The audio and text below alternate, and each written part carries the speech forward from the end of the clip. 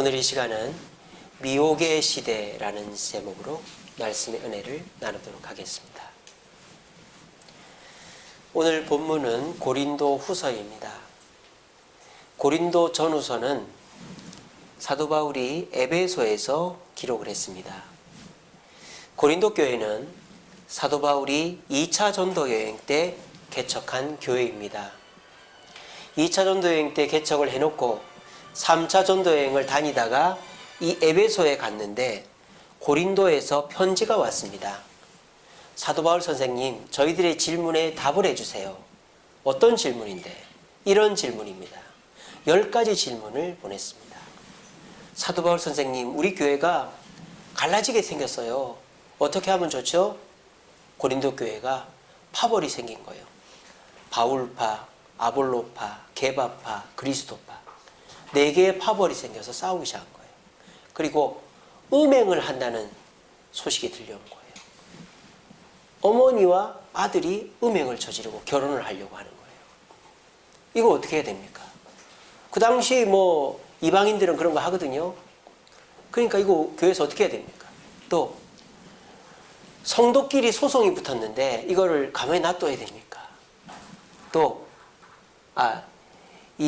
그리고 혼인은 우리가 어떻게 정리해야 됩니까? 결혼을 안 하려고 하는 사람 내버려도 됩니까? 또 결혼한 사람이 이혼하려고 하는데 그래도 됩니까? 질문을 해온 겁니다.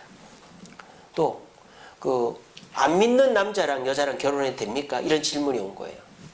또 고린도에 유통되는 고기들이 다 제단에 드린 고기인데 그거 우리가 먹어도 됩니까?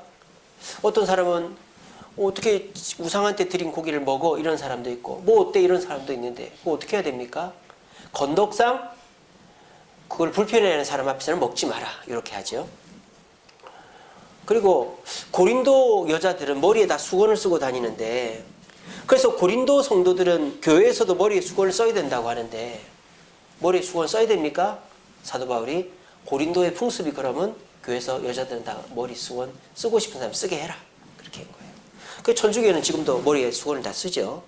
사실 그건 고린도 풍습인데 천주교인들은 여자들은 성당과 머리에 수건을 다 씁니다. 그리고 이건 참 우픈 얘기인데 여러분 우리 성찬식 할 때 어떻게 하죠? 우리는 딱 조각의 떡을 받잖아요. 근데 이제 초대교회는 큰 떡을 떼 먹는단 말이에요. 근데 어떤 사람은 이만큼 떼가지고 억지락 먹는 거예요. 옆에서 보니까 너무 밉살스러운 거죠. 그래서 편지에 세상에 성찬을 배부르려고 먹는 사람 어떻게 해야 됩니까? 그러니까 야 그렇게 못 먹게 해라. 내가 한 대 가서 때려준다 그래라 그랬습니다. 또 은사는 많은데 맨날 싸우는데 어떻게 해야 됩니까? 사랑이 없는 은사는 필요 없다고 해라. 또 어떤 사람은 부활이 없다고 하는데 진짜입니까? 우리 부활 안 하면 어떡하죠? 그 사람한테 얘기해라. 500명이나 되는 사람이 부활을 목격했다. 또 헌금을 어떻게 해야 됩니까? 사도 바울 선생님, 매 주일마다 헌금하게 해라. 그래서 필요할 때 헌금하게 하지 말고 매 주일마다. 그래서 우리가 성경에는 안식일을 기억하여 거룩히 지키라 그랬잖아요. 안식일은 언제예요? 토요일입니다.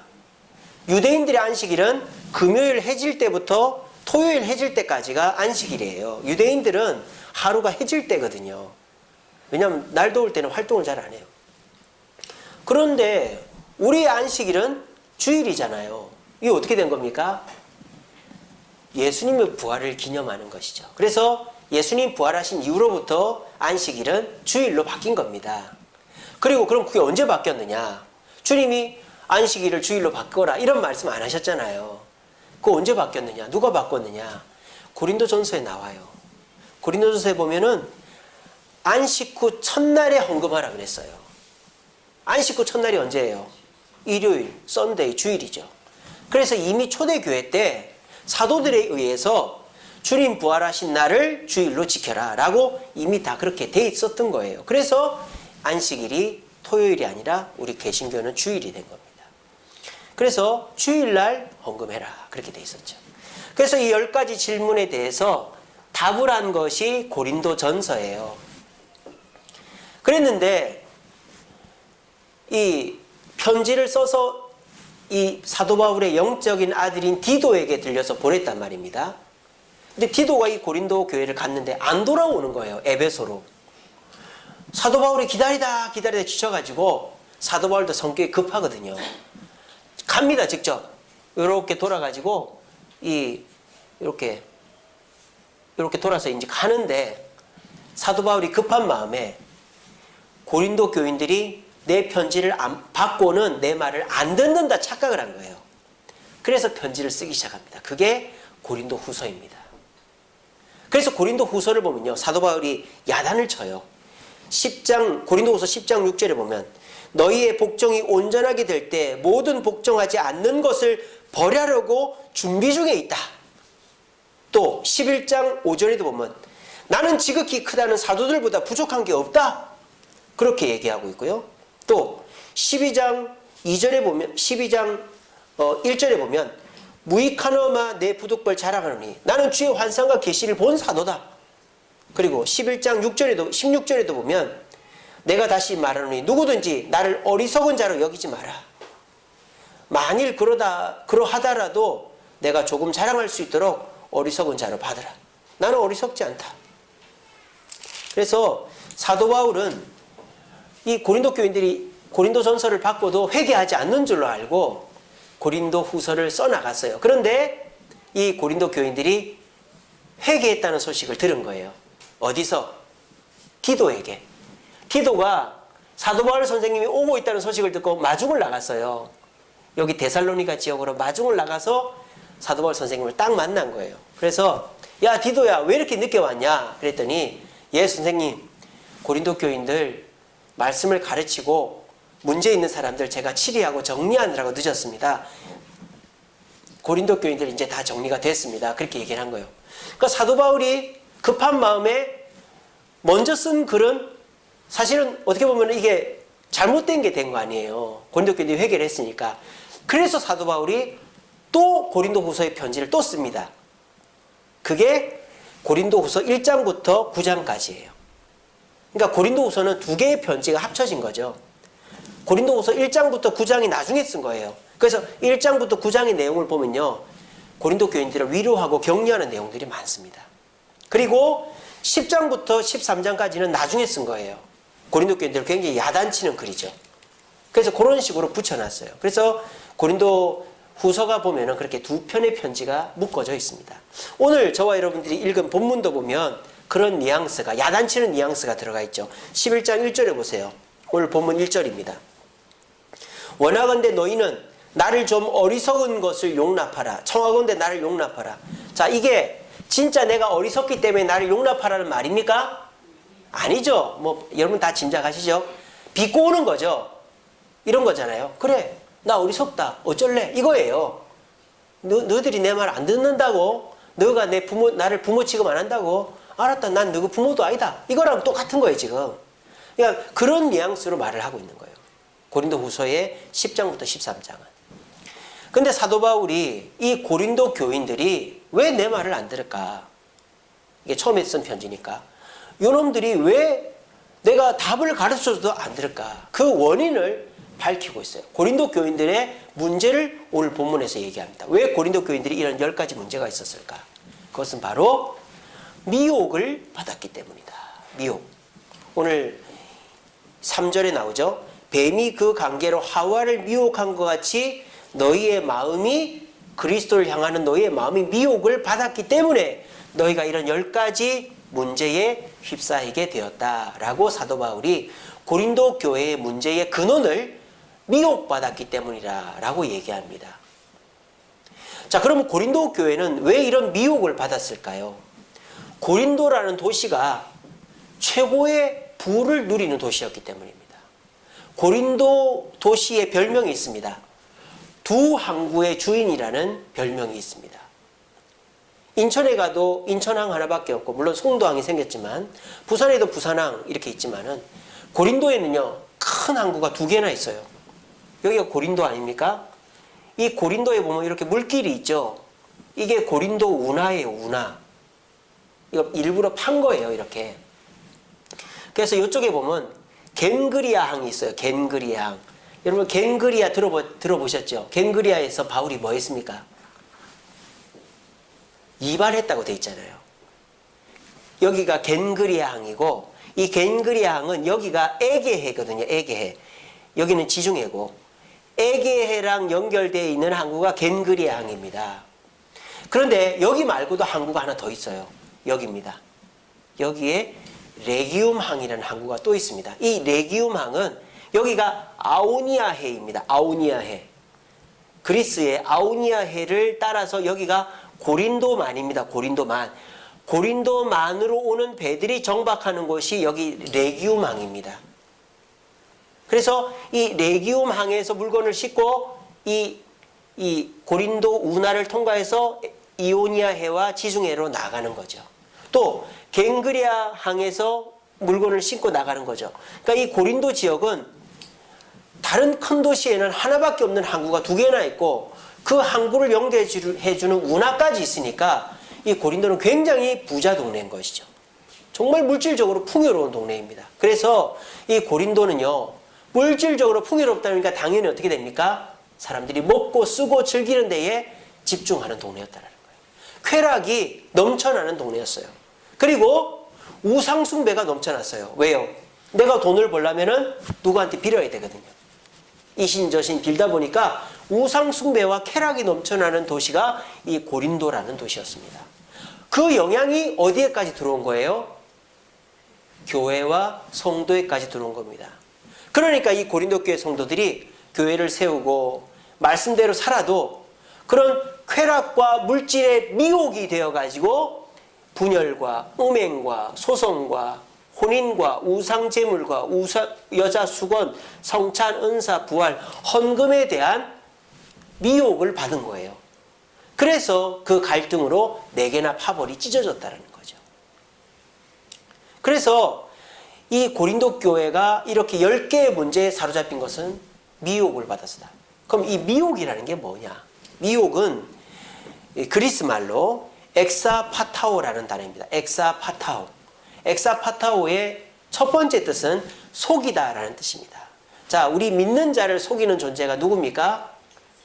마귀죠. 여기도 나오잖아요. 뱀이 하와를 미혹한 것 같이. 이 하와를 미혹한 뱀이 누구죠? 마귀 아닙니까? 마귀가 뱀 속에 들어간 거 아닙니까? 그래서 미혹이라는 첫 번째 뜻은 속이다라는 뜻입니다. 근데 그냥 속이는 걸로 끝나는 게 아니에요. 속아서 어떻게 되느냐죠. 미혹의 두 번째 뜻은 길을 잃다라는 뜻입니다. 길을 잃게 만드는 거예요. 방황하게 만드는 거죠. 그래서 내가 원래 하고자 하는 목표를 상실하고 다른 목표로도 못 가게 하고 아무것도 안 되게 하는 마귀의 미혹이라는 거예요. 여러분, 마귀가 여러분들 유혹합니다. 야, 너 교회 가지 마. 내가 돈 벌게 해줄게. 거기 미혹되면 돈 벌 수 있을까요? 길을 잃는다니까요. 절대 돈 못 법니다. 여러분 그걸 아셔야 돼요. 내가 너 교회 안 가면 돈 벌게 해줄게. 그러면은 교회를 안 가면 돈을 벌면 엑사파타오가 아니죠. 길을 잃은 게 돈이라도 버니까 돈 못 법니다. 그게 마귀의 미혹이에요. 옛날에 그 고스트 라이더라는 영화가 있어요. 고스트 라이더. 그러니까 해골 바가지를 쓴 사람인데 머리에 불이 나고 그 사람이 이렇게 악당을 처치한다는 그런 영화인데 그 고스트 라이더라는 영화를 보면은 이 고스트 라이더가 마귀에게 속는 겁니다. 이 고스트 라이더가 오토바이 고개사인데 아버지가 암병에 걸린 거예요. 그래서 이 고스트 라이더에게 마귀가 와가지고 야, 너 내가 시키는 대로 하면 너의 아버지 암 고쳐줄게 이러는 거예요. 그래서 얘가 그렇게 해서 마귀의 소원을 들어주고 마귀의 편이 된 거예요. 그 다음날 가보니까 어떻게 됐을까요? 아버지가 암병에서 나아가지고 얘야 하고 건강해진 겁니다. 마귀가 소원을 들어줬네요. 어떻게 됐을까요? 그 다음날 아버지가 교통사고로 죽습니다. 이게 마귀의 전략입니다. 절대 속지 마십시오. 세상 사람들이 내 말대로 해. 교회 가지 마. 헌금하지 마. 봉사하지 마. 그러면 내가 이렇게 해줄게. 여러분, 엑사파타오는요, 미혹은요, 그 사람 말대로도 되지 않아요. 이것도 저것도 안 되게 길을 잃어버리게 만드는 게 미혹이다라는 것입니다. 그러니까 고린도 교인들이 이렇게 하면 돼 했는데 해도 안 되는 거예요. 마귀가 저렇게 하면 돼 해도 안 되는 거예요. 그래서 혼란이 생겨서 파벌이 찢어지고 싸우고 있었다. 그거 바로 뭐다? 마귀의 미혹에 빠졌기 때문이다라는 것이 사도 바울의 진단입니다. 그러면 고린도만 그랬고 그때만 그랬을까요? 그렇지 않아요. 지금도 마찬가지입니다. 오늘날도 미혹의 시대입니다. 여러분, 저기 남양주에 엄청나게 큰 아울렛 매장이 생겼어요.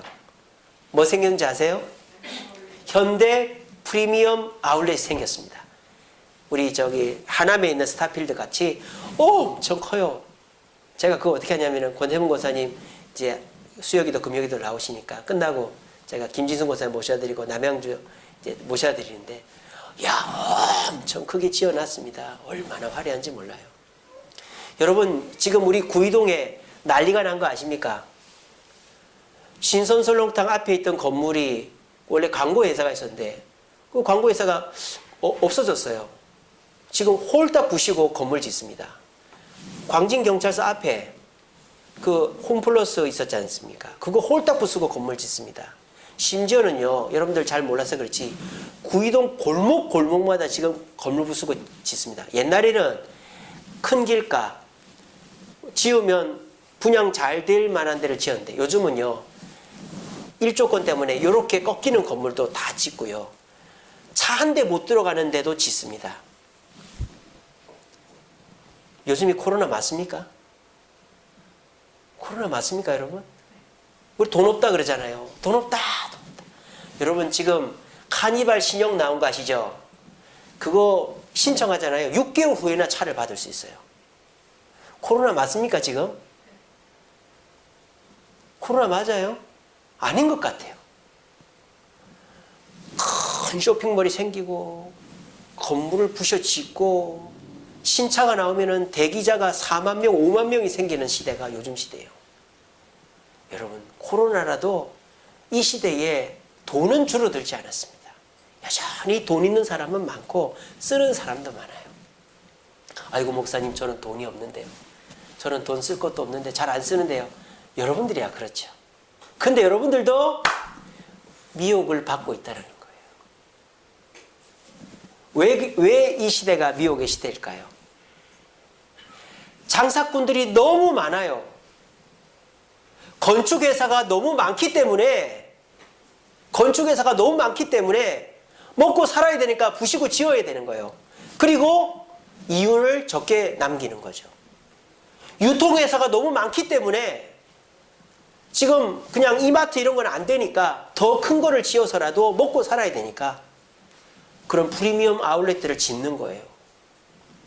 자동차 회사, 옛날에는 자동차 회사 뭐 몇 개 있었습니까? 자동차 회사가 너무 많기 때문에 자동차를 가격을 줄여서라도 만들어내는 거예요. 요즘에는 1+1이 컵라면 음료수만 1+1이 아닙니다. 중국 가면요, 아파트도 1+1입니다. 왜? 중국의 건축회사가 너무 많은 거예요. 그러니까 중국 경제를 끄집어 올리고 건축회사, 토목회사를 살리려고 그러니까 그냥 무작정 아파트를 지어 분양을 하는 거예요. 분양이 안 되니까 1+1으로 아파트를 하는 거예요. 그런데도 분양이 안 되니까 유령 도시가 30 몇 개가 중국에 있다고 그러잖아요. 여러분, 지금도 코로나지만 우리는 물질의 유혹에서 전혀 자유로울 수가 없어요. 그래서 나도 모르게 물질을 쓰고 싶어 합니다. 와, 저거 10,000원 하던 게 3,000원 하네? 야, 저 차가 3,000만 원 하던 게 1,500만 원 하네? 그럼 사람이 어떻게 했어요? 사고 싶죠. 그럼 지금 그러니까 건축회사나 유통회사나 제조회사들이 제살 깎아 먹으면서도 회사들이 많으니까 경쟁을 해야 되니까 어쨌든 소비를 유혹을 해야 되는 거예요. 거기에 장사가 없다 이 말이에요. 그래서 나도 모르게 지갑을 열고 가서 미끼 상품 하나 사고는 이것도 싸네 저것도 싸네 이러면서 나도 모르게 이렇게 사서 오는 거예요. 별 필요도 없는데. 그렇게 하다 보면 나도 모르게 돈을 어떻게 해야 돼요? 더 벌어야 돼요. 이거 싸네 저거 싸네 하다가 사다 보니까 돈이 줄어드는 거예요. 싸도 사면 돈을 씁니다. 예, 여러분 그걸 모르시죠? 우리 속고 사는 거예요. 뭐 3,000원 하던 뭐 과자가 1,000원 해서 그거를 사 먹어도 살은 찌고 과자 값은 나가는 거예요. 안 사 먹지 않는 이상은. 근데 그걸 모르죠. 싸니까 샀다고 생각하지만 우리는 산 만큼 돈을 쓰는 거예요. 그럼 어떻게 돼요? 돈을 벌어야 돼요. 그러면 시간을 쪼개야 돼요. 또 안 써야 돼요. 그러니까 자연스럽게 신앙과 멀어지는 거예요. 우리는 거기에 지금 미혹이 되어 있는 거예요. 우리도 모르는 사이에. 여러분 정신을 차리십시오. 제 좌우명, 돈은 안 쓰는 것이다. 예, 저는 웬만하면 돈을 안 씁니다. 예, 얻어먹고 얻어입고 안 가고 그럽니다. 교회에서 놀러 가면 놀러 가고, 교회에서 놀러 안 가면 대공원 가고, 단풍놀이 대공원 가면 됩니다. 단풍이 얼마나 좋은지 몰라요. 지난주 월요일 날에 올림픽 공원에 갔습니다. 여러분 올림픽 공원 한번 가보십시오. 단풍이 얼마나 멋진지 몰라요. 조경을 잘 해서. 멀리 갈 필요가 없어요. 우리도 모르는 사이에 1+1 반값 세일 이런 데 혹해가지고 가서 사다 보면 돈이 필요해요. 그러면 또 돈을 벌어야 돼. 그러면 내 시간을 줄이고 뭘 줄여서라도 돈을 벌어야 되고, 그런 속에서 나도 모르게 이 미혹의 시대에 물질의 유혹을 받아서 나도 모르게 돈을 쓰고 앉아 있는 거예요. 우리가 거기서 벗어나는 방법을 오늘 말씀을 통해서 나누고자 합니다. 이런 얘기를 어디 가서 듣겠습니까? TV 틀면 다 돈 쓰자 그러지. 예전에 제가 본 영화인데 마이너리티 리포트라는 영화가 있습니다. 그 영화에 보면요, 사람을 홍채 인식으로 하는 시대가 온다 그래요. 홍채. 그러니까 사람이 지나가면 기계가 눈 홍채를 딱 검색해서 그 사람을 판별해내는 거죠. 근데 그 영화에서 제가 정말 우픈 장면이 뭐냐, 어떤 사람이 길을 지나가는데 주인공이 광고에서요, 스티븐 씨 이거 한번 사보시죠. 스티븐 씨 이거 맛있습니다. 스티븐 씨 여기 한번 놀라보세요. 광고가 그 사람 이름을 부르는 거예요. 그럼 어떻게 되겠어요? 그 광고를 어떻게 해요? 보겠죠. 사람들이 광고 보느라고 정신이 없어. 그게 어떻게 해서 그렇게 됐을까요? 그 광고판들이 사람의 홍채를 다 인식을 해가지고 그 사람 이름을 다 불러주는 거예요. 여러분 세상이 그렇게 바뀔 겁니다. 요즘에 TV를 보십시오. 요즘에 유튜브에서 간접 광고한다고 한번 때려가지고 난리가 났었잖아요. 온 세상 천지가 광고판입니다. 왜 그렇게 할까요? 물건 만들어 파는 회사가 너무 많아진 거예요. 그래서 예전만큼 이윤을 못 남겨도 팔아야 되니까 하는 거예요. 우리는 지금 그런 시대를 살고 있습니다. 눈을 들어도 광고, 눈을 들어도 광고, 눈을 깔아도 광고, 왼쪽으로 봐도 광고고 오른쪽으로 봐도 광고. 우리 교회만 광고가 없어요. 여기 광고가 없습니다. 길거리만 나가면 온 천지가 광고판입니다. 우리는 미혹의 시대를 살고, 그 광고를 보고 쓰고 싶어요. 그럼 돈을 벌어야 되거든요. 그 미혹을 이기는 방법을 오늘 가르쳐 드립니다. 오늘 말씀을 통해서 여러분 깨달으시고 이 미혹의 시대에 주님 은혜 가운데서 미혹당하지 않고 길을 잃지 않고 주님이 원하시는 삶, 나도 행복하고 가족들과 평안하게 살 수 있는 그런 비결을 발견하는 저와 여러분 되시기를 간절히 바랍니다. 자, 오늘 사도 바울이 미혹에 대해서 얘기하면서 어떤 인물을 들고 있죠? 어떤 인물? 예, 마스크를 쓰고 계시니까 말하기가 좀 힘드시죠? 어떤 인물을 예를 들고 있죠? 하와를 예를 들고 있습니다. 하와는 아담의 아내입니다. 하나님을 알고 믿는 자입니다. 그리고 이때는 사람이 2명밖에 없었어요. 그런데 이 하와가 타겟이 됐습니다. 왜일까요? 그 이유는 좀 이따 말씀드립니다. 하와가 이 뱀의 몸속에 들어간 마귀의 타겟이 됐습니다. 그리고 이 하와에게 뱀이 접근합니다. 그리고 하와에게 얘기하기 시작합니다. 뭐라고 얘기하죠? 하나님이 이 선악을 알게 하는 나무 열매를 먹지 말라고 했냐 그랬어요. 그랬더니 하와가 뭐랍니까? 그래, 먹지 말라고 했어. 먹으면 죽는다던가 그랬지 아마, 이렇게 얘기했어요. 그랬더니 뱀이 걸렸다 된 거죠. 뭐가 걸렸을까요? 좀 이따 말씀드립니다. 여러분 걸렸다. 그러면서 뱀이 얘기합니다. 아니야! 안 죽어. 왜 먹지 말라고 한 줄 알아? 네가 하나님과 같이 될까 봐 먹지 말라고 한 거야. 자, 지금 하와가 어디에 걸렸을까요? 말을 잘 분석해 보세요. 뱀은 하와에게 하나님이 선악과를 먹지 말라고 했지? 라고 질문했어요. 그랬더니 하와가 그래, 이거 먹지 말라고 했어 라고 대답을 했고, 먹으면 죽는다던가 이렇게 대답을 했단 말이에요. 여기에 하와가 미혹된 증거가 있습니다. 여러분, 하나님이 먹지 말라고 한 게 많습니까? 먹으라고 한 게 많습니까? 그런데 왜 먹지 말라고 하는 그 하나를 마귀가 끄집어냈을까요?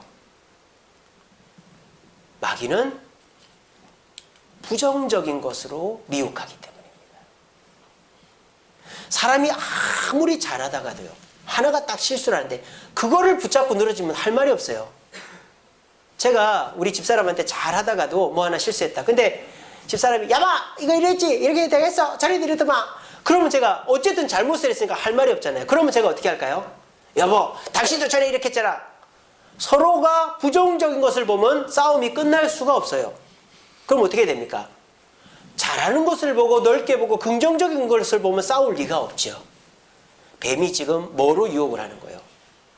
하나님이 먹으라고 한 거는 전혀 얘기도 안 하고 하나 먹지 말라고 한 그거를 딱 끄집어냈단 말이에요. 근데 하와가 뭐라고 대답하면 됩니까? 그렇지만 나머지는 먹으라고 했는데, 이렇게 하면은 미혹에 안 넘어가는 거예요. 근데 하와도 그래라고 대답을 했단 말이에요. 나도 그거 서운하다고 생각해 왔어 라고 얘기를 한 거예요. 그리고 말씀을 제대로 모르고 있는 거예요. 먹으면 하나님 분명히 죽는다 했는데 죽을 걸 했는데, 그러니까 거기에 마귀가 딱 이 하와가 나한테 걸려들었다 된 거예요. 그리고 마귀가 뭐랍니까? 안 죽어 그랬죠. 자, 말대로 됐습니까? 안 됐습니까? 마귀 말대로 됐습니까? 안 됐습니까? 됐습니다. 왜요? 안 죽었잖아요. 아니, 지금까지 살아있는 건 아니죠. 언제 안 죽었어요? 아그작하고 안 죽었잖아요. 하와가 자기가 먹고 안 죽었죠. 만약에 자기가 먹고 죽었으면 아담한테 좋겠어요? 지금 마귀는 다 계산이 있는 거예요. 기생충처럼 넌 다 계획이 있구나. 마귀는 계획이 있는 거예요. 왜? 마귀도 아는 거죠. 하와가 계약을 어긴다고 하나님이 그 계약을 깨뜨리지는 않는다는 거. 왜? 하나님은 누구랑 계약을 했기 때문에? 누구랑 계약을 했기 때문에? 아담과 계약을 했기 때문에. 자, 우리 집 다한이가 옆집 아저씨한테 아저씨 이거 우리 집 집문서인데요, 아저씨 가지고 가세요, 이러면 우리 집 넘길 수 있어요? 아니죠. 걔는 우리 집 애인데 계약 당사자가 해야죠. 제가 인감도장을 찍어줘야 되는 거예요. 하와가 그거 먹는다고 하나님이 계약을 파기하지 않습니다. 그걸 마귀는 알고 있었어요. 근데 하와는 그것도 모르고 지가 아그작 먹었는데 안 죽거든요. 그러니까 이거 하나님 뻥친 거네 이렇게 한 거예요. 그리고 아담한테 갑니다. 아담 이거 먹어봐. 근데 안 먹는데. 그러니까 하와가 여보 서운해. 내가 먹어도 안 죽었잖아. 그러면은 괜찮은 거 아니야? 당신 나 사랑하지 않는 거지? 그러면서 하니까 아담이 그냥 거기에 홀딱 넘어가지고 먹어버린 거예요. 그리고는 하나님은 어떻게 합니까? 1000년을 살게 하신 거예요. 1000년을. 그래도 하나님이 이들을 복을 주신 거죠. 거기에서 마귀는 멘붕이 온 거예요. 마귀는 아담이 아그작하는 동시에 둘 다 깨꼬닥 할 줄 알았거든요. 그래서 어떻게 인간은 씨도 없이 다 죽을 줄 알았어요. 근데 아담이 아그작했는데 하나님 죽는다 했잖아요. 자, 그 자리에서 죽던 1000년을 살고 죽던 죽는 건 죽는 거죠. 이게 하나님의 은혜라는 거예요. 여러분 이걸 기억하시기 바랍니다. 하나님 우리에게 벌을 줘도 우리 편에서 벌을 준다 이 말입니다. 요놈 자식 일로 와. 너 잘못했지. 종아리 걷어. 찰싹. 이게 우리 부모의 마음이듯이 하나님은 우리를 벌을 줘도 그렇게 준다 이 말이에요. 근데 어쨌든 간에 하와가 넘어갔죠. 뭐 때문에 넘어갔습니까? 하나님이 아니라고 한 것만을 생각했기 때문에. 자기 마음에 안 드는 것, 부정적인 것만을 생각했기 때문에 넘어가 버렸다는 겁니다. 우리는요, 이렇게 내가 자칫 잘못 생각하는 것 때문에 큰 일이 생길 수 있다는 것을 염두해야 됩니다. 여러분, 사람의 질병이 언제서부터 시작된 줄 아세요? 우리 관절염 있지 않습니까? 퇴행성 관절염. 이게 언제서부터 시작된 줄 아세요? 물론 운동선수들은 뭐 20, 30대에도 되지만 일반인들은요 50대부터 시작된답니다. 여기 50대 중에 나 퇴행성 관절염이라고 생각되는 분 없죠? 근데 의사들이 하는 말이 50대인데 무릎이 끝까지 안 펴지는 사람, 무릎에서 뚝뚝 소리가 나는 사람, 그리고 무릎을 필 때마다 뭐가 걸리는 것 같은 사람, 그리고 무릎이 가끔 한 번씩 붓는 사람, 이 사람은 퇴행성 관절염 올 확률이 높답니다. 그러면은 관절에 좋은 음식이나 한약 같은 걸 자꾸 복용해주면 70, 80이 돼도 관절이 건강하다고. 여러분, 사람 관절은 두 개가 없어요. 하나예요. 관절, 우리 김순덕 권사님 이제 느끼시죠? 어디 계신가? 관절이 얼마나 소중합니까? 그죠? 그래서, 그래도 이제 요즘 기술이 좋으니까 망정이지. 그러니까 관절 하나밖에 없어요. 그러니까 조심하셔야 돼요. 50대 때 관절이 끝까지 안 펴지고 관절에서 뭔가 걸리는 게 느껴지고 뚝뚝 소리가 나고 저도 뚝뚝 소리가 나거든요. 그리고 가끔 붓는다. 그러면 그때서부터 조심을 해야 되는 거예요. 마찬가지입니다. 내 마음속에 사람들이 우리 남편이나 아내나 자녀가 좀 잘 못하는 것만 자꾸 눈에 보인다. 내 직장 가서도 잘 못하는 것만 눈에 보인다. 또 우리 교회에서도 내 마음에 안 드는 것만 자꾸 보인다. 미혹을 당하기 시작한 거라는 거예요. 그 상태에서 정신을 번쩍 차려야지 그 상태를 그냥 두면 돌이킬 수 없게 되는 거예요. 하와가 아그작 먹어서 안 죽었지만 결국 죽었잖아요. 미혹은 길을 잃게 만드는 거예요. 마귀 말대로 안 됩니다. 당신 내 말대로 해. 해놓고는 서로 싸웠는데 내 말대로 해도 안 되는 거예요. 서로가 장점을 보고 참아주고 해야만 서로가 평안하고 안정되는 거지. 사람이 부정적인 것이 자꾸 보이기 시작하고 교회나 직장에 부정적인 것이 보이기 시작하면 아, 내가 지금 미혹받고 있구나. 이걸 딱 생각하시면 됩니다. 사람이요, 마음속에서 사람을 죽이고 살리는 거예요. 누군가가 딱 뭔가 부정적인 게 보일 때 얼른 마음속에서부터 정리를 해야 됩니다. 그러면 그 사람하고 문제가 생기잖아요. 오늘 전에 나오신 저와 여러분, 우리는 미혹의 시대를 살고 있다고 말씀드렸습니다. 오늘 제가 여러분들에게 이 시대가 왜 미혹의 시대인지를 말씀드렸어요. 너무 물건 만들어 파는 사람이 많기 때문에 반값이라는 유혹을 통해서 뭐 세일이라는 유혹을 통해서 사게끔 하니까 그걸 사다 보면 돈이 필요한 시대예요. 그런 시대에 우리가 미혹 안 받기 위해서는 부정적인 마음을 우리가 됨과 동시에 그것을 캐치해야 된다는 사실을 기억하시고 미혹의 시대에 부정적인 마음은 내 마음속에 절대 눈꼽만큼도 생기지 않도록 애쓰고 노력할 수 있는 저와 여러분들 되시기를 간절히 바랍니다. 자, 그러면은 이 미혹의 마음이 들 때 여러분 누가 미워질 수 있잖아요. 여기서 한 번도 안 미워하는 사람이 누가 있습니까? 저도 우리 집사람이 믿고 우리 애들이 믿고 저도 누구누구가 미워질 때가 있어요. 그 사람 마음이죠. 근데 그 미움이 내 마음속에 자리 잡지 못하게 해야 된다는 거예요. 어떻게 하면 되느냐? 저는 우리 예수님이 우리에게 정답을 가르쳐 주신다고 봅니다. 이 마귀는요, 방법이 똑같습니다.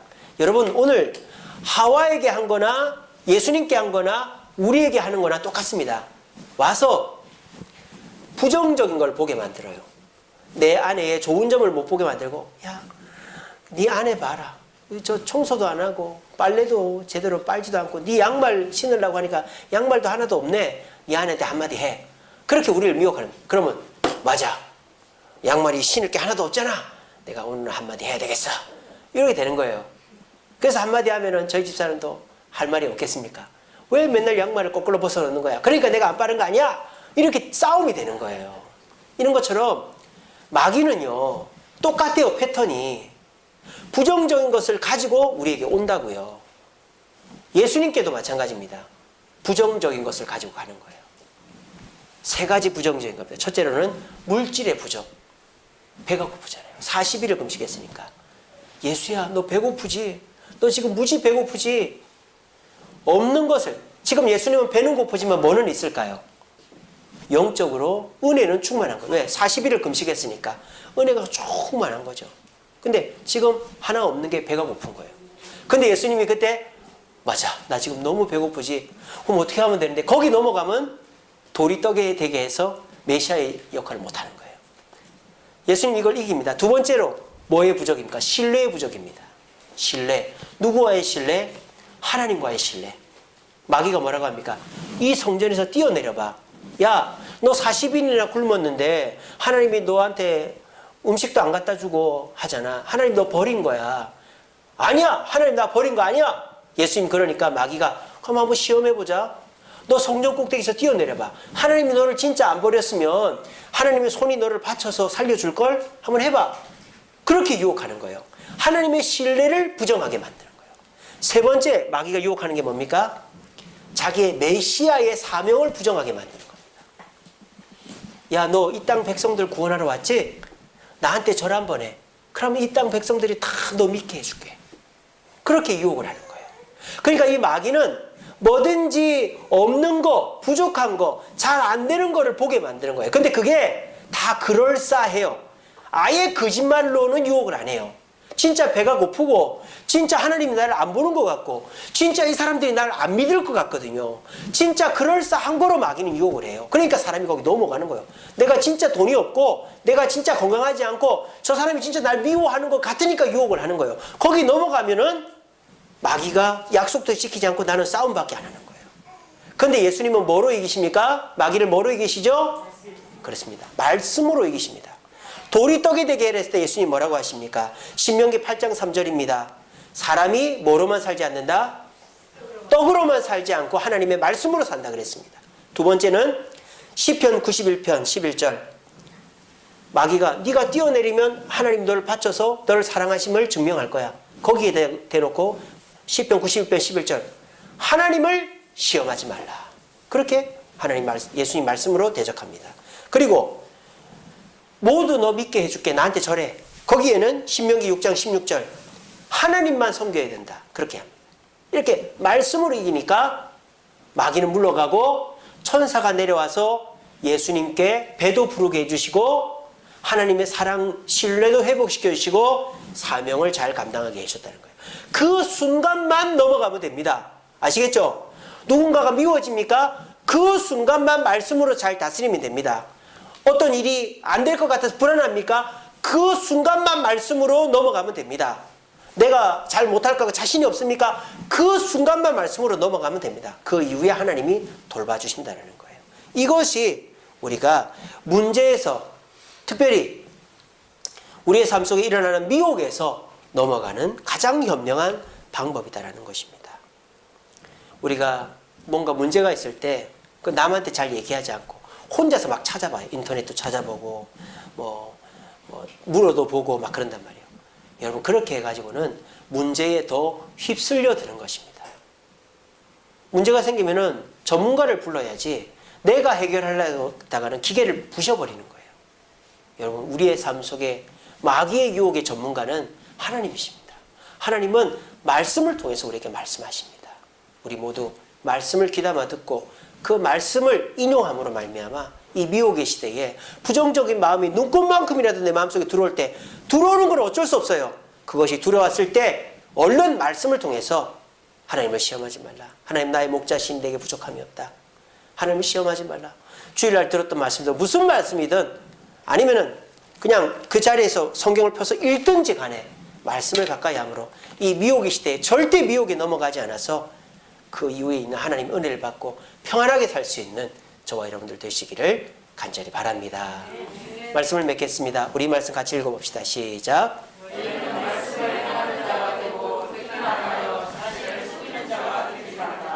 자, 말씀을 듣기만 해서 속이는 자가 되지 말라. 그러니까 주일날 설교 한번 듣고 나는 끝났다 이게 아니라는 거죠. 말씀을 행하라 그랬어요. 그럼 여기서 말씀을 행한다는 말이 뭘까요?